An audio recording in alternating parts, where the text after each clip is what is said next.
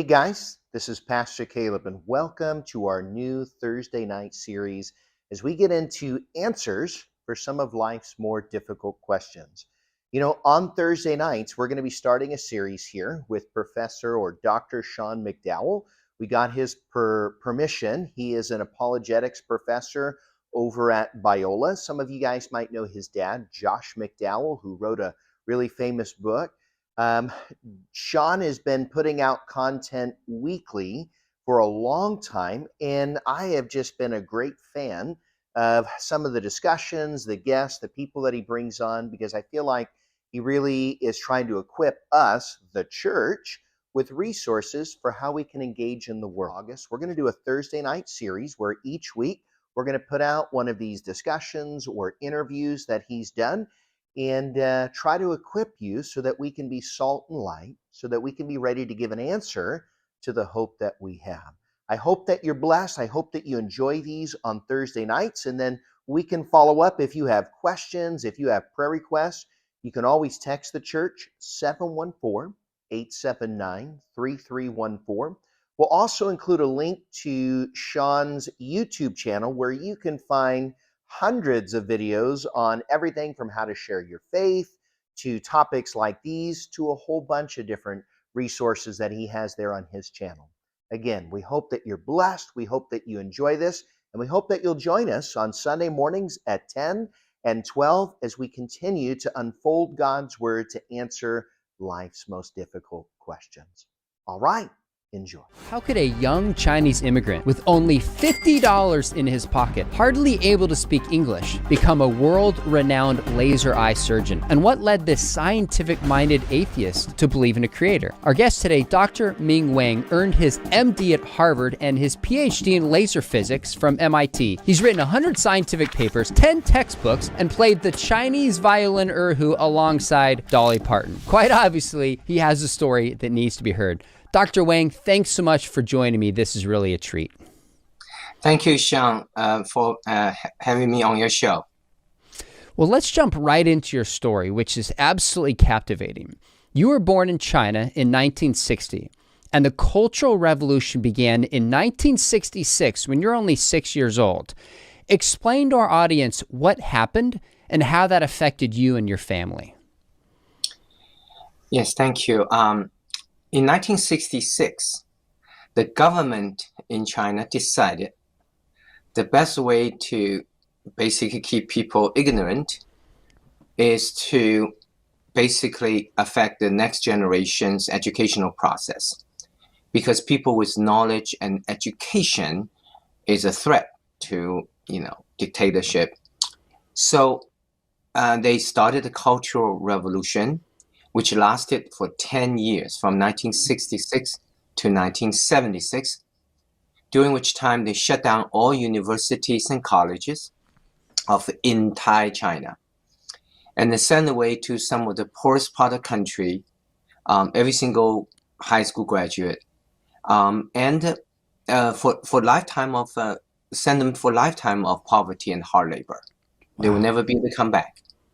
So over 10 years, the Cultural Revolution, by shutting down all universities and colleges of the entire China, they sent away to basically labor camp 20 million young people. Oh. Okay, 20 million young people. Now, maybe tell us a little about where you lived and your family. Did you have brothers and sisters at the time? Did you have, what did your dad do and mom for a profession? Tell us about that, if you will. I was born in a city south of Shanghai called Hangzhou, and into a family of medical professionals. My father is an internist, medical doctor, and my mother is a teacher in the medical school. And I have a younger brother. Actually, all of them were depicted in this film, upcoming Sight.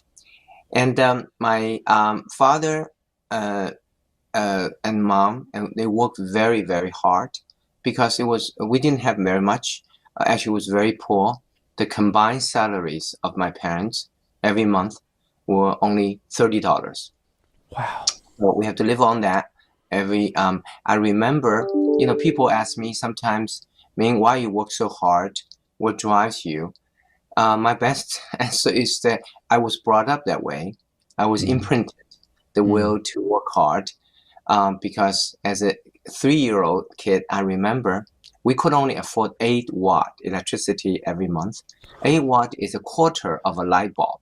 That's all the electricity we could afford as a family. We have no bathroom, no kitchen, no heater, no air conditioning, no telephone.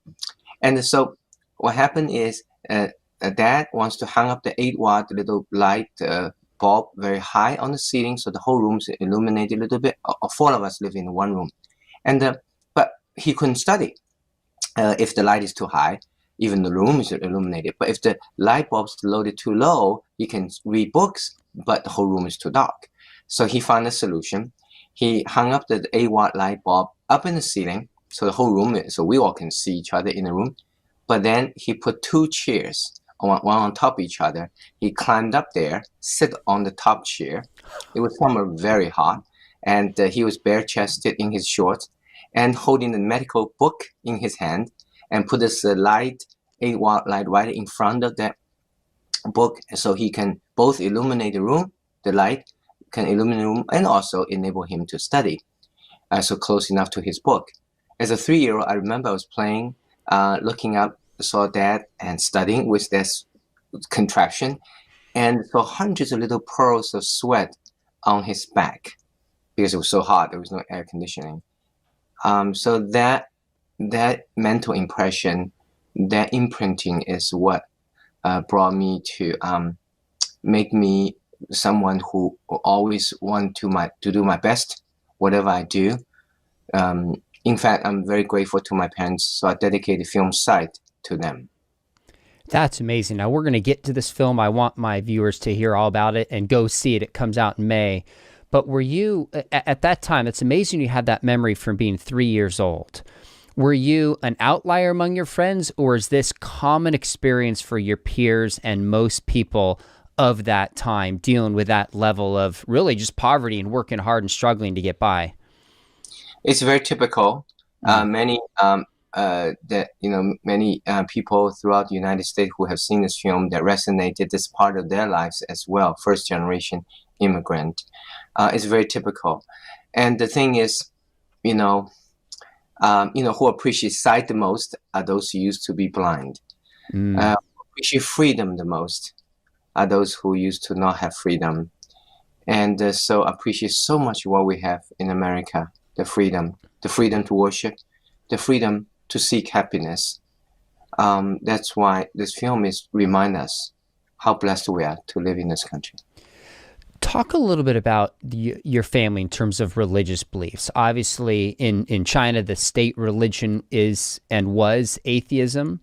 Was that your beliefs? Did there come a point where you're like, I'm an atheist, or was it just what you assumed about the world because your parents and everybody around you believed? Yeah, 95% of people in China were and are still atheists today. And so out of the 5%, and I think probably a few percent, maybe 2 or 3% Christians, and the rest various different Buddhists is very big. So most of the people are atheists, and so was me, my parents, and my brother. So I brought up in an atheist family. Even though I was brought up in an atheist family, but it was a family that respecting tradition, that respects knowledge, scholarship. And so despite the fact during the Cultural Revolution we were not allowed to read anything other than government assigned books, but that always had little books of ancient poets, Chinese poets, and different books that hiding on the shelves behind the official government read book. That he read these to me, so that very early on he has instilled in me a curiosity towards the world beyond China, beyond the time we live, but also a broader view about the world, not just Eastern viewpoints, life views, but also Western and world views. So the Cultural Revolution hit when you were from 6 to 16 years old. How did you avoid getting sent to a labor camp, and how did you get an education? That was a good question. At age 14, 1974, I finished my junior high. Because my parents always have insisted and encouraged me to study hard. So I studied really hard. So I was a straight A student and looking forward to attending high school. And eventually I wanted to become a doctor. I always wanted to be a doctor as a kid. Daddy and mommy got this little medical stuff, the instruments, the broken instrument that university, throw away. And I always play little doctor for my childhood friends and, repair their broken skin or things like that. Mm-hmm. So I want to be a doctor. But when I finished my junior high at age 14, 1974, basically a very difficult situation emerged. If I went on to high school, I would be deported, just like 20 million others, for life, into the lifetime poverty and hard labor. And so my parents want me to avoid that. So with pain, agony, they actually had to stop me from going to further education into high school. Therefore, basically shut down any dream of becoming a doctor. And so I stopped. My education was abruptly cut after age 14 junior high graduation. And then government still want to deport me unless I could find a job in cities. So that's why I started learning a music instrument, Chinese violin called erhu, ERHU, a two-string instrument, and learning dancing. Because if you could play a music instrument and learn dance, you can get into the government song and dance troupe, and therefore being allowed to stay in cities and avoid being sent away to labor camp. Very interesting. In China, in the early to mid 1970s, there was this suddenly found interest in music and dancing by tens of thousands of youngsters, teenagers throughout China, and all for the reason to survive rather than the love for music and dance. I was one of them. And then the government discovered we were interested in music and learning dancing with an ulterior motive, really not for music dancing, but to avoid being sent away to labor camp. So they actually stopped everybody's, they wouldn't allow, and they would not recruit any students into the song and dance troupe in the cities. So my goal of avoid being sent away to labor camp got dashed. So I was going to be sent away to labor camp, and then my parents smuggled me into the medical school they were teaching. So I became illegal medical student with studying medicine illegally, without any prospect of becoming a doctor ever. And I asked my father, I said, why should I study? He said, well, knowledge will be good. Knowledge will always be useful. And they actually bribed practically those medical school professors. So I asked them, don't look at over there. My son is sitting there. He's not a student, but he's listening. So all these professors were doing a favor to my parents by allowing me illegally sit through those medical school classes. Okay, so then the revolution ended in 76, but you came to the States 6 years later in 82. What happened at 76? And then tell us how you ended up coming to the States. So in 1976, the Cultural Revolution ended after 10 years, from 66 to 76. China realized what a tragic mistake it has made by having shut down all universities and colleges of entire China for that 10 years, and having practically destroyed the future of a whole generation of young people. So they stopped Cultural Revolution, reopened all the colleges, and there was a chance to apply for college, take the SAT equivalent, National College Entrance Exam. But I only had junior high education. I was, basically dropped out of school 3 years prior. So the last 3 years, I've not been studying. I was playing music instrument, learning dancing, and also trying to study medicine illegally. And so my parents said, well, you need to go back to school. I said, go back to 9th. He said, no. They said, no. I said, 10th. They said, no. I said, 11th. They said, no. I said, 12th. They said, yes. I said, you mean want me to go back to school, but jump 3 years ahead overnight? They said, yes. And I said, what's the chance of getting to college, even if I somehow magically become a 12th grader? They say about 1%. Oh. Because there's so many students, all last 10 years of backlog, all coming back to the cities applying for college. Because while they'll finish high school in the preceding 10 years, they were not allowed to go to apply for college because all colleges were shut down for 10 years throughout China. So I said to my parents, you want me to jump ahead 3 years overnight and somehow magically become 12th grader, having never studied 10th, 11th, 12th, and somehow participate in a college entrance exam, compete with against other 12th graders for their 1% chance. They said, correct. I said, you guys are crazy. Mom said, we're not crazy. She said, how long did the government shut down colleges? I said, 10 years. She said, okay. Now they reopen all the colleges. That's wonderful. But what is to prevent them from shutting down again next year for another 10 years? So you see, people who didn't have freedom, when freedom came, even briefly, they appreciate so much.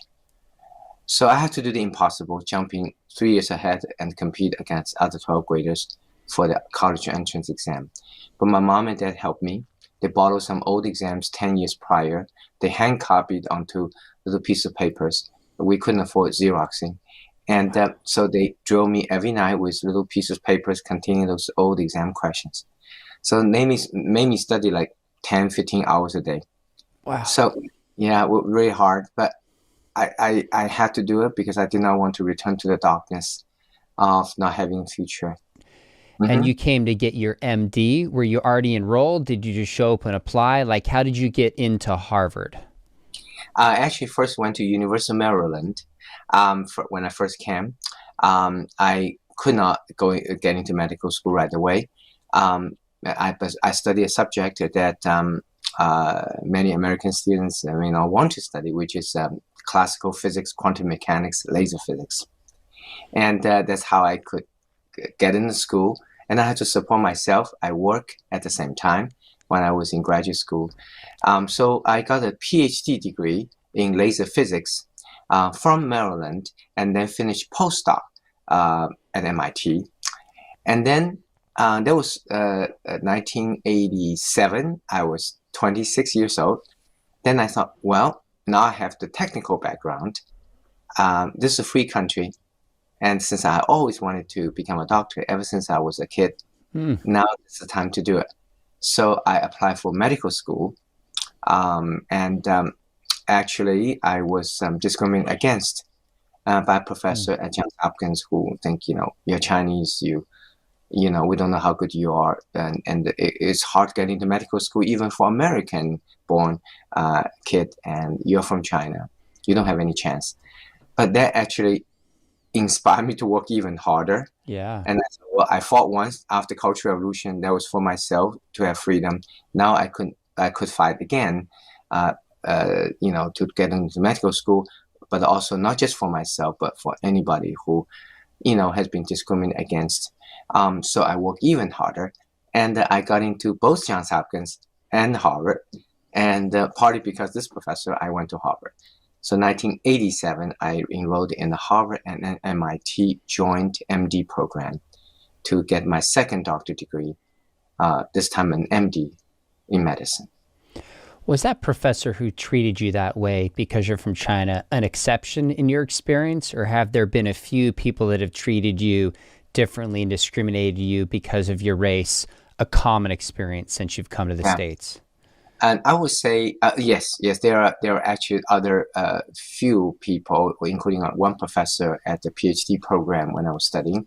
However, my overall experience of coming to America has been extremely positive, and I'm very grateful because almost everybody else except these few folks that really welcome me with their own open arms. I mean, imagine I couldn't speak English. I did not know the culture, language. I have no social background, and I have no money. But it is America, the country that gave me the opportunity to work hard and to realize my dream. So I think the people from around the world, like myself, many immigrants and refugees, and the people put their life sometimes on the line so they can come here, is because the bedrock of this country, which is freedom, guaranteed by Constitution. But also later on, I found Christ in my life, and the other cornerstone of America is the Bible. Okay, so let's talk about that. You describe yourself as a scientific-minded atheist. When did you start to shift, or when did those questions come? What were you in China? Were you in the States? Tell us kind of those first moments, if you will, and then let's probe into the story. Actually, I was obviously not born as a Christian. I was born as an atheist, and I came to America as an atheist, just like the Chinese student in the movie, the book and the movie, God's Not There, written by our mutual friends, Dr. Rice Brooks. And just like that student, that student life is inspired by my life story in the movie, God's Not There. So I came to this country. I was not interested in anything else except science, because I, for all my life, finally had the opportunity to study science. I was not going to be distracted by anything else. But then after the PhD program, PhD degree in laser physics, and then I got my, the second doctorate degree program, an MD at Harvard. It was in a study of medicine. In fact, in a study of the human eye, that's the seed of eventually become a believer was started. I was studying the human eye, and because I wanted to become a laser eye surgeon, since I had the laser background PhD, if I studied MD and medicine and particularly eye, I could be a very unique laser eye surgeon who knows medicine and also laser technology, which are very few in the world who has both degrees among laser eye surgeons. So I was studying this human eye, and something became clear and clear to me that it's interesting that in our human brain, all of us, in each of our head, half of the brain neurons, half are involved in vision. So that the vision is disproportionately important for human survival than almost any other senses, touching, speaking, hearing. So because so much neurons involved in the vision signal capturing, processing, interpretation, and it quickly became clear to me that with a scientific background, PhD in laser physics, and I realized that it is just impossible that the atheist worldview would hold. That means how could all these trillions of cells that combine themselves form a functional eye in a short span of 9 months, 10 months during the a child during the pregnancy for a child. So there's just so many things can go wrong that most of us should be born blind, but yet most of us are born with a sight. We can see. So I started asking a professor this question. I said, how could all this complicated eye part, neurons and photoreceptors that form in such a short period of time, which is such a near perfection, and out of random? So I kept on pestering him with these questions that basically my worldview, atheist worldview, was in crisis. I could not answer a basic important question like human eye structure. So finally he took me out for lunch and he said, Ming, what's across the street? I said, that's a car. He said, what's the difference between a car and a human eye? I said, human eye is a lot more complicated. He said, okay, can you imagine a random piece of metal on the street assemble itself into a car? I said, no way. Then he leaned over, he said, how about human eye? And so right there, he basically just opened a window in my life, making me realize that the reason the human eye being so complicated, but yet can form nearly so perfectly nearly every time, is because it is not formed out of randomness that atheist worldview will hold, but it was formed with a specific purpose, and that purpose is vision. So there's a designer, there's a creator behind it all. And of course, going from that, realizing there's a creator, to eventually become a Christian who realized that the creator has a name in Jesus Christ. Christ died for our sin at the cross. And, that's a long process, which was described in my autobiography book, which I have a copy, called From Darkness to Sight.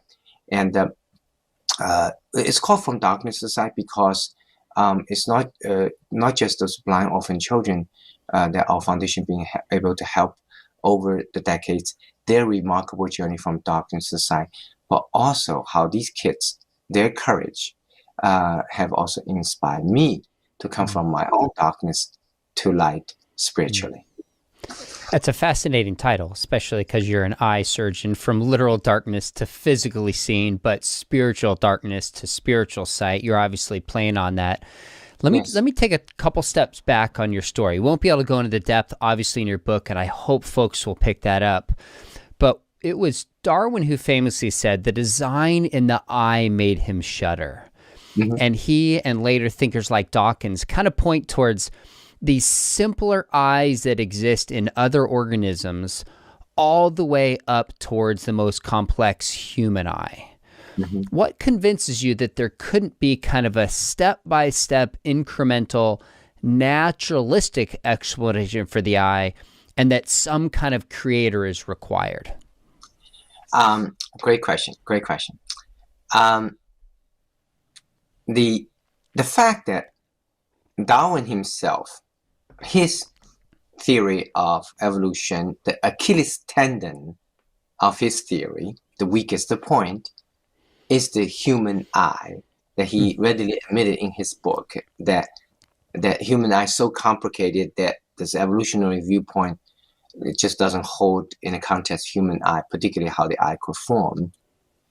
The fact that I discovered practically the same thing as Darwin did, 200 years later, in modern time when I was studying the human eye, shows that at the end of the day, as Dr. Wright's books always have been advocating with his God's Not Dead lecture tours throughout the United States and the world, and many of those lecture tours that he, fortunately, that I was involved and he invited me to talk about the scientific aspect. We play tag team. I talk about more science and he talk about more scripture, spiritual. That his premises is be open-minded and go to where the truth leads you. And I think that's the ultimate. The ultimate is we want the truth, right? And so the fact that Darwin, who was an atheist and who developed this wonderful, very impactful theory about human understanding of the world, the evolution, 200 years ago, and 200 years later, I discovered the same conundrum, the same problem, that human eye is the weakest point of this evolutionary theory. The complexity of human eye make evolutionary forming such a complicated structure impossible. It shows that there's some truth to it. Both he and I discovered the same thing, right? There's some weak point, fundamental weak point in evolutionary theory. Now, as we may get into more discussion, I'm a common ground seeker. Sean, I love common ground. I love bring people together. I love to listen on both sides, and I love to find the element of truth that is somehow embedded in people's viewpoint. That is truth. That is the ultimate truth. Is what we are seeking. In this case, last night I was with 400 kids on the Zoom, and the question asked me, Dr. Wang, do you believe in evolution and the creation? And my answer, I said, you'll be surprised. I actually believe in both. And I believe that the creation, because I believe they address different questions.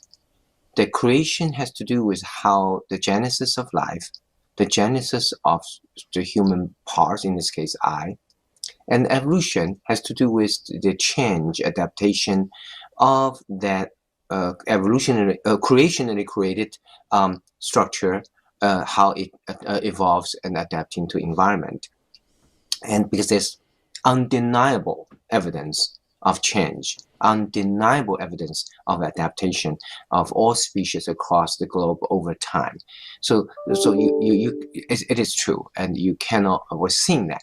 But yet, the fundamental problem of evolutionary theory is that it could not explain this complexity of structure and the complexity of life, how it could come with such a specific form with all the other possibilities. It's just so many possibilities. It's impossible that random theory, random adaptation will form a structure such as human eye, complicated as such. So I believe creation is true because it addresses genesis of life, and evolution is true because it addresses the change adaptation of life forms after it was created. That's really helpful and raises a ton of questions that I have for you. But we're going to, in a minute, come to why you went from believing there's a creator to the Christian creator. But first, I have to ask, you are trained, obviously, remarkably, one of the top universities in China. You got your MD from Harvard. You got your PhD in laser physics. So clearly you're trained in science and that you have a religious faith. So you obviously don't buy the idea that science and faith are in conflict. Talk about what you think is the relationship between the two of them. Great question, Sean. I appreciate the question. Last night, again, I was in front of 400 some young generation students and talk about a purpose-driven life. And the question was asked, said, Dr. Wang, isn't it, you talk about Christian faith, but isn't it true that in universities, among intellectuals, majority today are not believers? So how do you explain that? And my answer to, which is your question, my answer to the student, I said, well, it is true. In universities, the majority of the scientists today are not Christians. It's true. So one might conclude then, science and faith is mutually exclusive. They cannot be combined and don't have the common ground. If you study science, by necessity, you will hold a atheist worldview. But as I said, however, what I've learned over my lifetime, which is depicted in my autobiography book, From Darkness to Sight, which now turned into movie Sight now, is that the more science I've learned over decades, I went to school for 31 years to get both doctorate degrees, PhD in laser physics, and so I studied for a long time. So insofar as I would say I probably have achieved the most amount of knowledge and study the humankind could have. But interesting thing is, as a more science study that I study, more advanced I am in the scientific and the eye field, more, not less, evidence that I've discovered they are pointing to the existence of Creator. Because the more mystery that is came through and the less explainable by random collisions by atheist belief. So I told that student last night, I said, yes, there are many scientists are not believers, but if you look at in the history of human scientific pursuit, some of the top scientists, there are many of them were believers. So the proportion of scientists who believe in Creator actually increases if you go to the highest tier of scientific advancement and expertise. So that is, I encourage a student, you study more science, study harder, because you're going to discover more advance into the greater, the top tier of scientists rank. You will actually find the more common ground, not less, between science and faith. So you had this conversation with a professor at lunch, and he opened your eyes up to saying, oh my goodness, there's really design in the eye. Of course, that's consistent with Islam, Judaism, Mormonism, some understandings of Hinduism. What were the steps that started to lead you to identify that creator as found within Christianity, and Jesus being that creator in particular? Great question. In my autobiography, From Darkness to Sight, which is now made into movie Sight now, I talk about how I was impacted by many other physicians, that the group of physicians who are dedicated Christians, the American Medical Dental Society members. In particular, there was a professor who I respect a lot, professionally. Then actually, I was influenced by a young lady who was a dedicated Christian who was also studying to be ophthalmologist. And she brought me to this group of physicians who are Christians. So first of all, I respect these physicians because they're professional achievements. But at the same time, I listened and attended meetings and see how faith has guided in their life. And I realized that to be an ultimate physician is to recognize that our science is just a tool. You need a bigger purpose for life. And they told me about Jesus Christ, told me the resurrection, told me about God. Yes, there's a creator. By then, I believe there's a creator, but creator has a name because Jesus died for our sin as a human being because he loves us. And then 3 days later, he rose from dead, proving that he can conquer death. And so I realized that as a human being, that we have an opportunity for eternity if we follow Jesus Christ. And we have an opportunity to serve, in this case, all these physicians, serving not just with medical knowledge, but also with a heart to help others. It is the influence of these physician Christians, their dedication, they're using science as a necessary tool, but made me realize that science is necessary, but it's not sufficient to have a purpose-driven life. The sufficient condition has to come from faith and in Creator, but also more specifically in Jesus Christ. So resurrection proved God has a name in Jesus Christ who died our sin. Resurrection proves that he is the ultimate inspiration for us to have not just mastered the science and skills, but also realize there's a higher purpose what we're going to use the tools for. And for different people have different purposes that God wants us. For me, is to use my long, hard-earned skills, 31 years of schooling, to help those who need the most help, which are blind, orphaned children. So it's awesome to hear about the number of other scientists and doctors who were living out their faith, and they shared this with you. Yes. Did you need to say, all right, I trust you guys, this story's great, but I'm going to probe into the evidence myself? I mean, you're such a scientific-minded person. Were you reading the evidence for the resurrection? Were you studying the reliability of the Bible? Or did the story just ring so true to you that you knew it was true and didn't need that evidence, at least initially? I always want evidence as a scientist. Okay. Yeah, and that's sort of been ingrained in me because my parents were scientists. And yes, I did look into the resurrection, and in terms of did it happen? And it was, to me, it was unquestionably true because it was proven by different people at different times through different means. And from scientific standpoint, if a fact that have been proven by different people who are not related at different times and different ways, and that is it's a very scientific way of looking at if something's really true or not. And also the fact that one can, I think the difference between believing Creator and Creator has a name in Jesus Christ is that there's a personal relationship I can develop with the Creator who guide me, that through my life doing different things, that especially if I got stuck or in difficulty. So my second evidence that convinced me that God has a name in Jesus Christ is that, and then I start my life as a Christian that believing him, but yet I still continue looking for evidence beyond the resurrection. And so one particular example is I started doing research trying to figure out how could I help people with chemical injuries that result in blindness in their eyes due to scarring.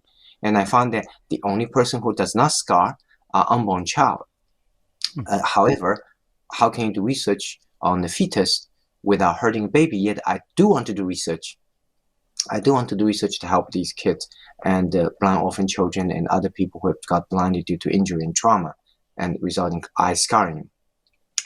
So, well, I I submit to God. I say, well, God, is there an answer to this question? If you're there, if you're real, give me some idea. I got stuck now between the conflict between science and faith. If up to the atheist scientists, they would do the stem cell research, fetal research, no problem. But if up to Christians, we don't want to do stem cell fetal research because life is sacred, as Bible said. But I realized that second viewpoint has a problem too, because without research, our life's quality cannot be improved.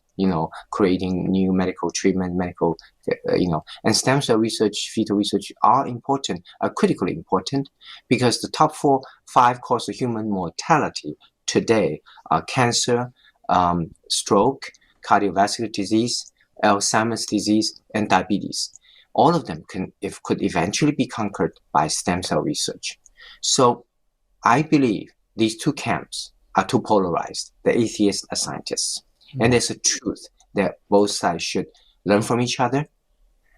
Atheists should learn about Christian faith, and Christian should learn about science. It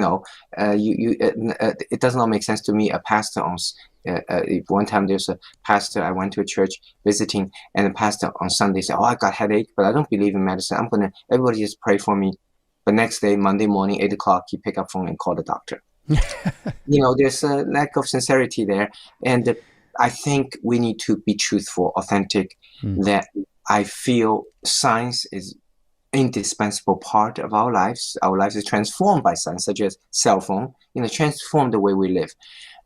So I submit my the conundrum, the dilemma to God. And I said, show me, God, I want to do research on fetal tissue, but at the same time, to help patients restore their eyesight, but I don't want to hurt the baby.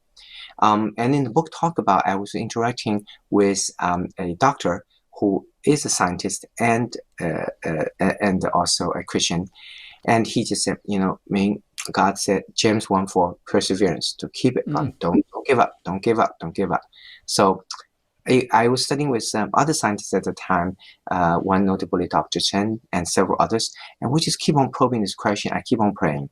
And it's one of those prayers that I think God somehow that instilled in my mind this idea that, well, instead of touching any part of the baby, since the unborn child can heal without scar, and after birth we heal with scar.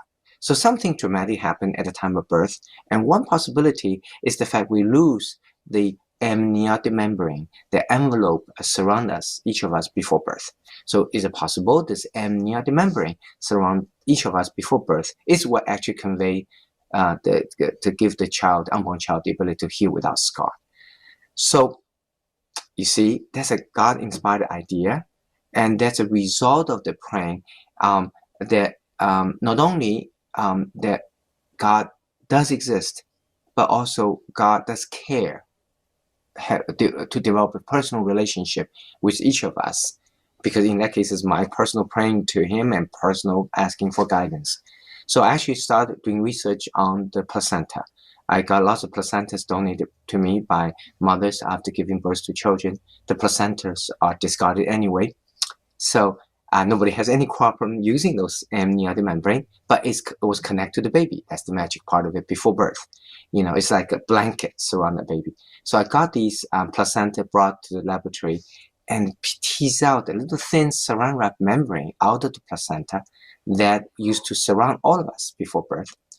And I was doing research on this amniotic membrane to see if it does reduce scar and regenerate the eye. And it does. So I eventually developed amniotic membrane contact lens. And it's interesting that when amniotic membrane contact lens was put on these injured eyes, indeed, it essentially recreate this before birth environment on top of the eye, allow the eye to regenerate once again and reduce the scar, improving eyesight. Then I decided, I'm just going to give the technology to the world. So I put online my patent, and I actually went around the world to about nearly 60 nations, teach about the amniotic membrane contact lenses over a 20-year period or so. I taught over 10,000 eye doctors. So today, amniotic membrane contact lens is a worldwide $100 billion industry now. And then doctors from nearly every nation have used the amnion membrane contact lenses, and millions of patients have had their eyesight improved and restored. To me, it shows that amnion membrane contact lenses, powerful technology, can utilize fetal tissue stem cell, but yet preserving life at the same time. Science and faith do work together. That's such a remarkable story of God's common grace, that God has given us the commission to use science to help people. He's given us the minds to do so. He's given an environment in which we can apply it. And so in your journey to faith, praying to God for some kind of technology to help people, and the Christian God specifically answered it by giving you this idea, is one of the things that solidified you in your faith. So it's a combination of being convinced there's a creator, looking at the Gospels and the person of Jesus, and also examining the evidence, and then having an answered prayer. So how did this affect you? Because as I hear you talk about your story, it was difficult growing up, but it seems like you felt cared for, you had purpose, you come to America, you had a family that provided for you and loved you. You come to America, you're grateful for freedom. So becoming a Christian, how did that affect or shape you personally, professionally, relationally? Great question. I think there are three major differences that being a Christian has made in my life. Number one is a purpose.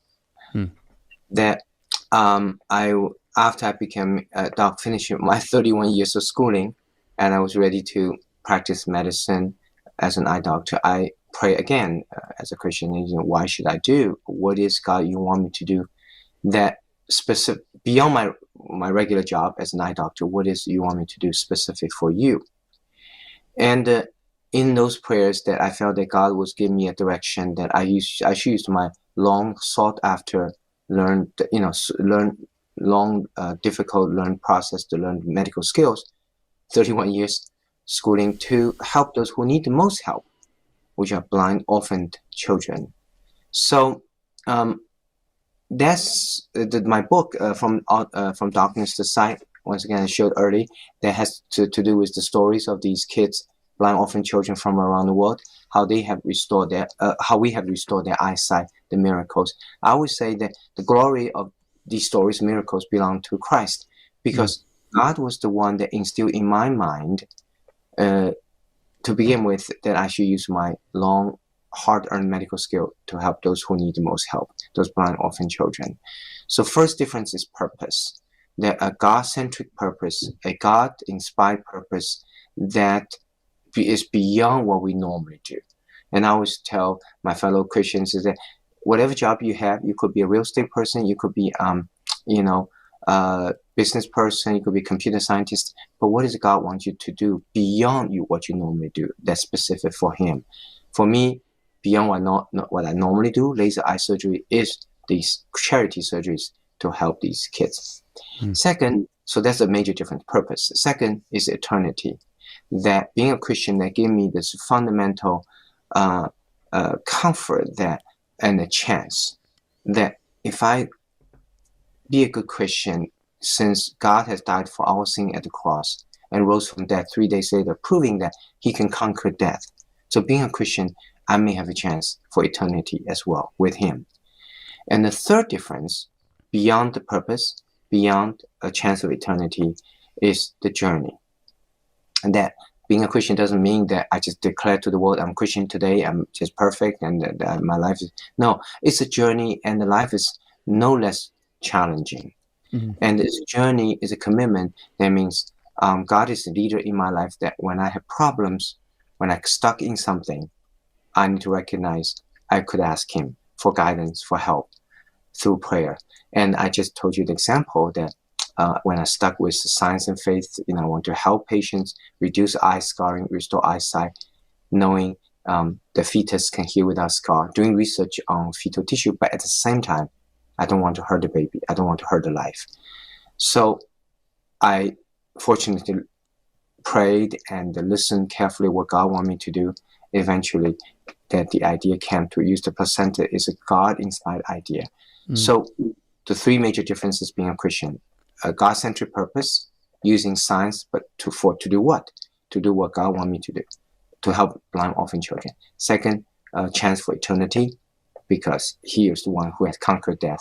So we could have a chance as well, being a Christian. And third, it's a journey. There's a lifelong commitment. The commitment that we need to always resort to him, ask for help when we're in trouble in life. Those are three great answers. Now, I've noticed just watching some of your videos online and, of course, your book that you wrote, that you're outspoken about your faith. You described earlier times where you were discriminated against because you're from China.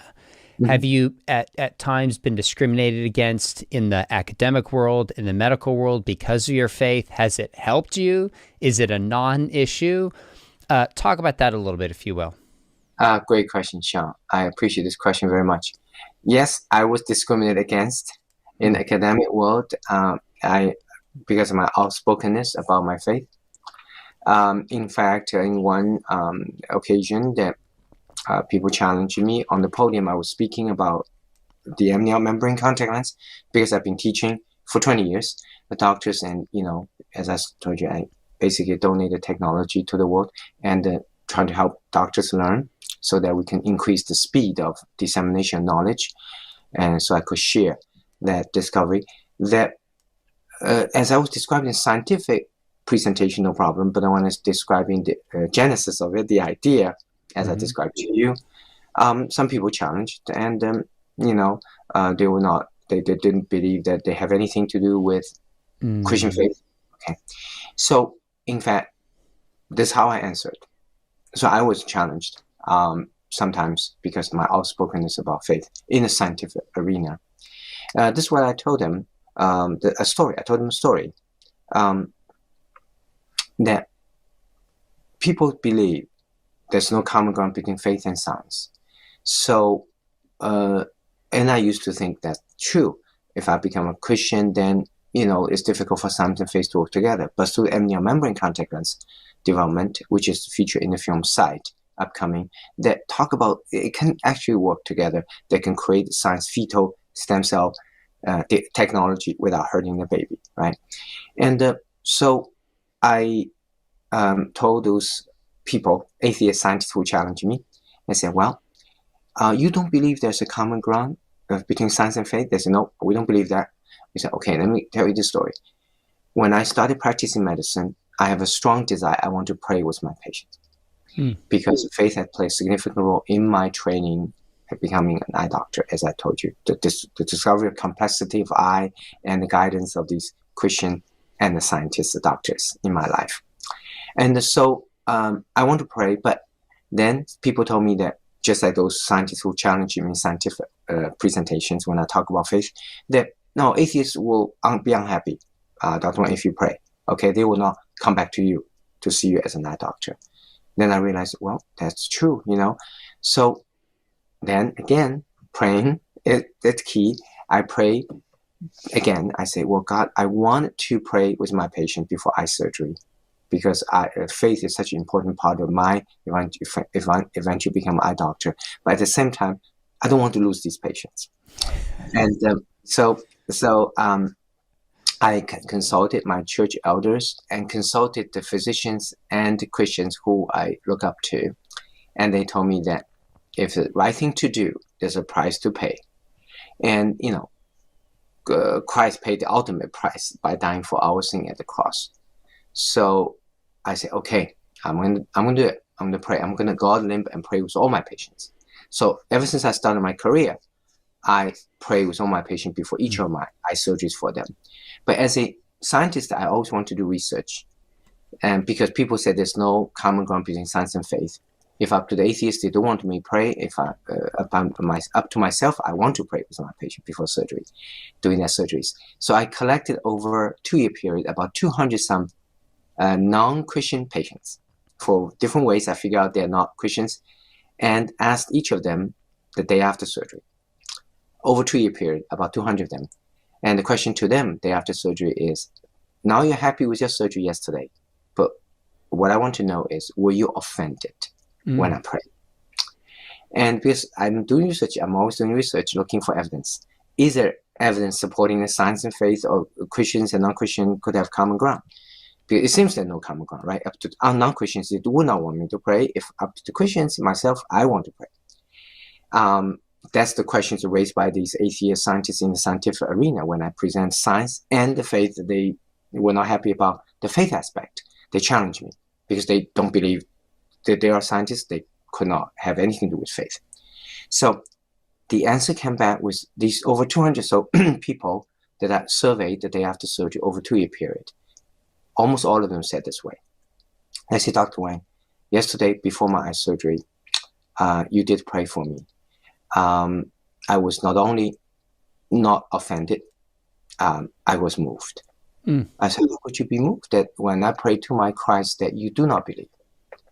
And they told me, the reason I was moved is because yesterday, underneath your laser, that I was lying there, I was nervous, my eye surgery is coming, and you did come to my ear and say, Johnny, is it okay if I pray for us before your eye surgery? And honestly, well, the reason I asked for that, Sean, is because I was told I'm supposed to be politically correct. I should ask for permission. So I did every single prayer before. I always ask permission. And then these folks told me the day after in the survey, said, Dr. Wang, honestly, I was so nervous underneath your laser. When my surgeon come to my ear, said, can I pray with you? I did not dare to say no. I said, well, I kind of took advantage of the situation, but I took advantage for God. So I feel okay. But my question is, were you offended? And they say, no, not only I was not offended when you pray, but I was moved. And I said, how could you moved when you do not believe the Christ that I pray? Yeah. And they say, the reason I was moved is because in one of my most important moments in my life, which is my eye surgery, I do not want anything to go wrong. Okay, it has to do with the vision for the rest of my life. You brought something that is most important to you, your Christ. And I appreciate that. So at that moment, I realized that it's the love for fellow human being that transcends the boundary and faith and religion. It's the love for fellow human being that is our ultimate common ground. That's a great answer. I have one last question for you, and then I want you to tell us specifically about the film that's coming out. So you're a scientist and a doctor. You see a lot of pain and suffering and brokenness in the world. How do you make sense of that? Like, why do you think God allows so much pain and suffering when he could just stop it and doesn't need surgery from somebody like yourself, so to speak? I think God is looking for human growth in each of us in a real sense, meaning just like people in America today have taken somehow, many of us have taken the freedom for granted because we always had freedom. And the manifestation of that taking for grantedness of our freedom is our unprecedented polarization, the unwillingness to work together across racial barriers, ethnic divisions, and political aisles. So if we had everything, God said everything just perfectly, we will not have the growth in our character. Just like one will not have the growth about appreciating freedom if you're born in a free society, never been challenged, never experienced the lives without freedom.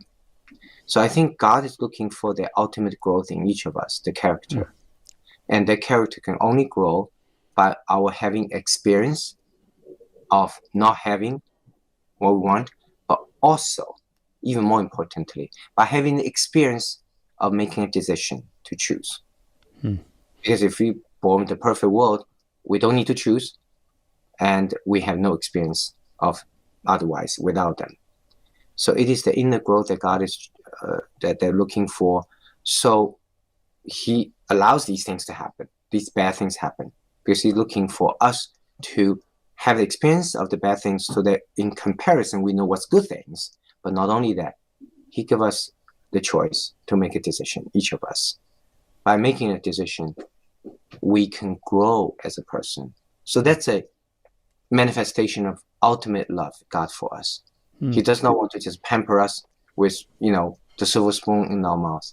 He wants us to grow by experiencing, grow by making our own decisions.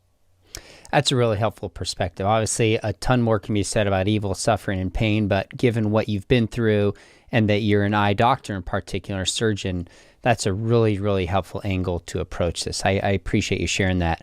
Last question. Tell us about your film coming out. I can't wait for my kids to see it. I want my audience to go see it and support your efforts. Tell us a little bit about it.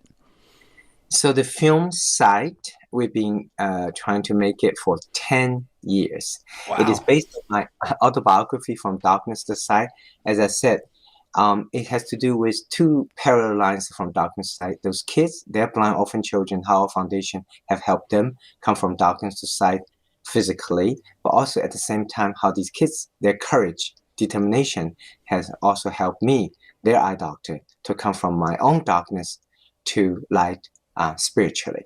So this book is being turned into a movie site, and it will be released by Entry Studios, which distributed Chosen, The Bible Story, The Sound of Freedom last year, on May 24th, Friday, Memorial Day weekend.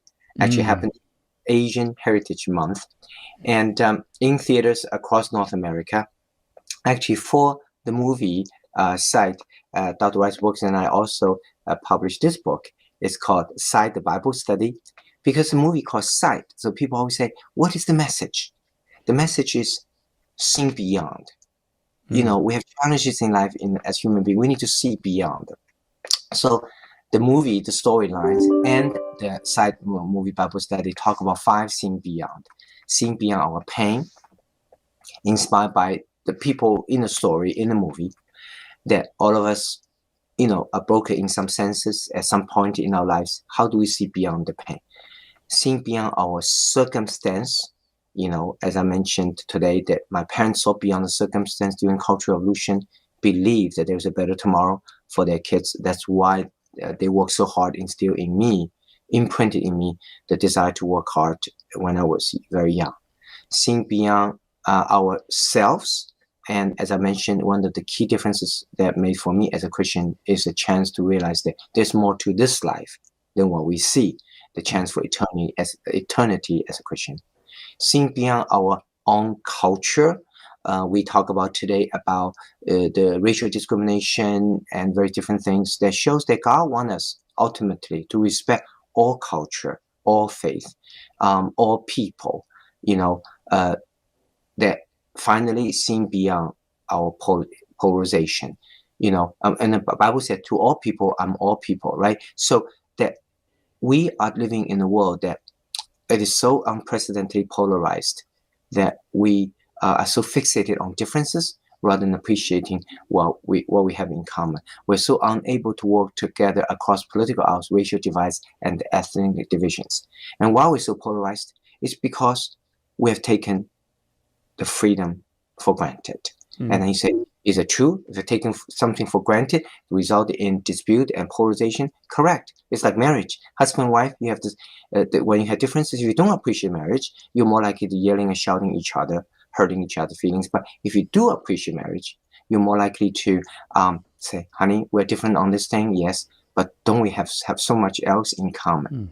So lack of desire to seek common ground in human being is a manifestation of underlying problem. The diagnosis is underlying problem is that we have taken what we have for granted. Now, human nature drives us to polarization because money, control, power. So the only way to get us out of the deadly spiral of polarization is to heed a higher calling. In the film, there's a storyline, as you see, that is, you know, suggesting an idea, higher calling, in this case, Jesus Christ, that he is the ultimate common ground seeker. And Dr. Wright's books and I also have another book called The Common Ground Bible Study, which details what we have learned from Scripture. Not only Christ is the ultimate common ground seeker, but also he has taught us how to find the common ground. So overall, this film message is about freedom. It's about faith. It's about the need to seek common ground. So it's a film for all. It's for Chinese Americans, immigrants. It's for Asian Americans. It's for Americans. It's for minorities. But most important, it's for all Americans. Basically, it's this. Sight is someone who used to have no freedom and come to want to remind America how blessed we are to live in the freedom. Just like someone who used to be blind remind us how precious sight is. So it may just take a story of an immigrant who used to not have freedom, to remind all of us as Americans today, we're so blessed living in the country. We have freedom. And we need to appreciate not by just saying it, but actually doing it, meaning being more willing to work across our differences politically, racially, ethnically, to build up America, to realize that this country is founded on two bedrock, which is the Constitution, give you the freedom, and the Bible, give you the faith. Dr. Wang, you really have a remarkable story for our day of hard work, about the American dream, about living a life to benefit and help other people, about the intersection of science and faith. Really blows me. I was telling my wife last night, I said, I think I've written maybe half a dozen journal articles. I'm a professor. You've written 100. One academic book, you've written 10. You also have an MD, and yet you're writing Bible studies and you're creating movies to get a message of hope and sight out to people. That's incredible. It's so encouraging. It's convicting. I can't wait for my family to see your movie, and I hope everybody here who's watching this with us still will go check out Sight, coming out May 24th, I believe it is, just to see. Is it the kind of movie you can bring a non-Christian to and they'll be okay with it, or is it going to be... Tell me the answer to that question. Can you bring a non-Christian to it? Is it designed for that? Absolutely. It's designed to bring two groups of people, and for us Christians. And one is bring our kids, and some kids are studying science and technology, and some of them are leaving Christ. So this shows that science and faith can work together. You need the science to give you the tools, but you need Christian faith to give you a purpose, what you're going to use the tools for. And it's a film designed to bring atheist skeptics, because it is toned down. It did not talk about the Bible, that did not say Bible, did not say Christ, and there's no altar calls. It is through the storytelling, through the transformation, the conversion story of the protagonist, naturally as it is. So we've been showing this film around the country. Nearly half the audience who come to the films were not from those churches. So what amazing outreach events, right? So we encourage all Christians to bring kids and bring friends, particularly atheist skeptics, because it's their experience that we together allow them to feel, allow them to make their own decisions after being exposed to this wonderful stories that a scientist who is also guided by faith, how could they develop a purpose for their scientific work? And the place that they can get information for the film is angel.com/site. Angel.com/site. Check it out. We'll link to that below. Thanks for coming on. I've pushed way more time from you than you had given me, so I appreciate you staying on. Tell us about the film. Before you go away, make sure you hit subscribe. We've got some other fascinating interviews and people lined up to tell their stories that intersect with apologetics and culture and worldview. And if you thought about studying apologetics, I would love to be your professor at Biola. We have the top-rated apologetics program in the country and beyond. Information is below. Check it out. Dr. Wang, thank you so much for all you're doing. This has really been a treat to have you on. Thank you, Sean. God bless you for what you do. Thank you.